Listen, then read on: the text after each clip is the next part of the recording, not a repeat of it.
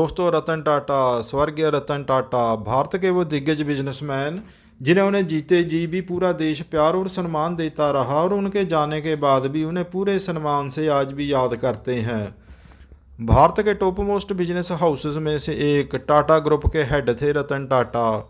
पूरी ज़िंदगी उन्होंने अकेले गुजार दी थी। उन्होंने शादी नहीं की थी। दोस्तों, वो शादी के बंधन में तो नहीं बंधे, पर प्यार प्यार तो हो ही जाता है।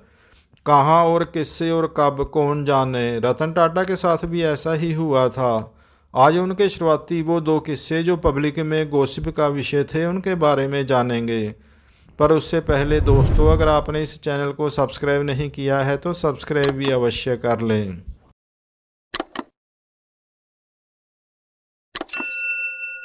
दोस्तों, आजकल आपने राहुल गांधी को कई सालों से अंबानी अडानी चलाते हुए सुना होगा। उनके मीडिया ग्रुप ये परसेप्शन बनाने में लगे हुए हैं कि भारत के यशस्वी प्रधानमंत्री श्रीमान नरेंद्र मोदी, उन्होंने पूरा भारत अडानी अंबानी को बेच दिया है। राहुल गांधी आज भारत के सर्वोच्च बिजनेस हाउसेस को भारत का दुश्मन करार देने में जुटे हुए हैं। यहाँ याद रखें कि ये बिजनेस हाउसेस व्यापार ना करें तो सरकार को रेवेन्यू जनरेट नहीं होगा, ना ही प्राइवेट सेक्टर में रोजगार आएगा। दोस्तों, व्यापारी इकोनॉमी की रीढ़ की हड्डी होता है और इकोनॉमी से ही देश और उसके संसाधन और संस्थान ये चलते हैं। वर्ल्ड बैंक से अथवा अमेरिका आदि से कर्जा लेकर सरकारें तो चलाई जा सकती हैं, देश को लूटा तो जा सकता है, पर फिर देश के हालात पाकिस्तान जैसे हो जाएंगे जहां प्रजा आवाम 2 समय की रोटी आटा चावल के लिए भी तरसती है और उनके अरबपति नेता वो विदेशी शराब, मुर्ग मसल्लम, बिरयानी आदि खाते रहेंगे, उनका लुत्फ उठाते रहेंगे, पर जनता वो 2 जून की रोटी, भरपेट रोटी के लिए तरसती रहेगी। फ्रूट का तो मर्जी है, कोई खावे या ना खावे, सिर्फ आटा चीनी कहओ सस्ता होना चाहिए। पाकिस्तान बेचे गरीब लोगों की यही खुराक है। दोस्तों, आज के टॉप बिजनेस हाउसेस में अगर अंबानी अडानी है तो पहले होते थे टाटा बिरला। जी हाँ, रतन टाटा जी वाला टाटा ग्रुप। बिरला हाउसेस में गांधी जी जैसे नेता वीवीआईपी ट्रीटमेंट लेते हुए कुटिया आश्रम बनाकर रहा करते थे। ऐसे ही टाटा ग्रुप को मित्रों कई दशकों से स्वर्गीय रतन टाटा जी लीड कर रहे थे। 28 सितंबर 1937 को गुजरात में जन्मे रतन टाटा अपने समय के स्मार्ट, आकर्षक युवा थे, एक परफेक्ट जेंटलमैन। उनका पूरा नाम रतन नवल टाटा था। आइए उनके पहले क्रश के बारे में जानते हैं। कहा जाता है कि जब वो लॉस एंजलिस में शिक्षा प्राप्त कर रहे थे तो उन्हें अपना पहला प्यार हुआ था। बात 1960-62 के आसपास की है। बेहद स्मार्ट 23-24 साल का युवा रतन टाटा अपनी प्रेमिका के साथ उन्होंने अपना शेष जीवन बिताने के सपने देखने शुरू कर दिए थे। 1961 की चीन के साथ हुई जंग के दौरान भारत की स्थिति दयनीय स्थिति हो गई थी। एक बेचारा सा, गरीब सा, चीन से लताड़ा हुआ देश भारत।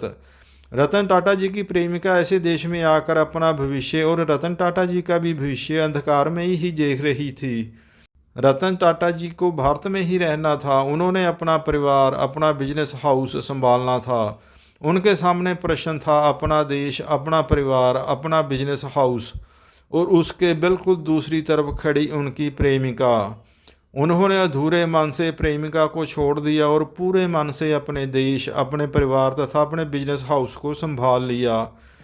पूरी निष्ठा और सादगी के साथ काम करते हुए टाटा ग्रुप को नई ऊंचाइयों तक पहुंचाया। उन्होंने टाटा नमक जैसी छोटी सी ग्रोसरी आइटम से लेकर उन्होंने टाटा एयरलाइंस तक टाटा ग्रुप के बिजनेस को बढ़ाया।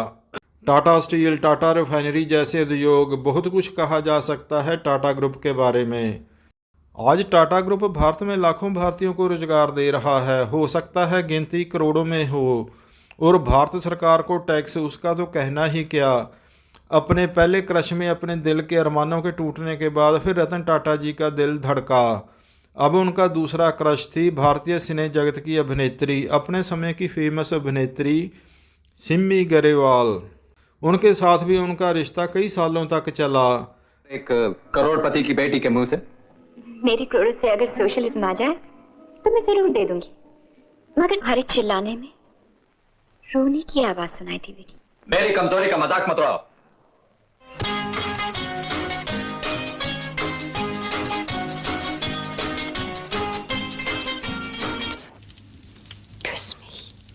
পথের ক্লান্তি ভুলে স্নেহ ভরা কোলে তব जिसे अभिनेत्री सिमी ग्रेवाल जी ने सार्वजनिक तौर पर स्वीकारा भी।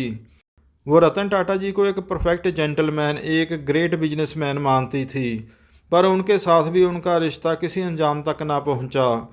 उस समय अभिनेत्री सिमी ग्रेवाल, उनका कैरियर अपने पीक पर था।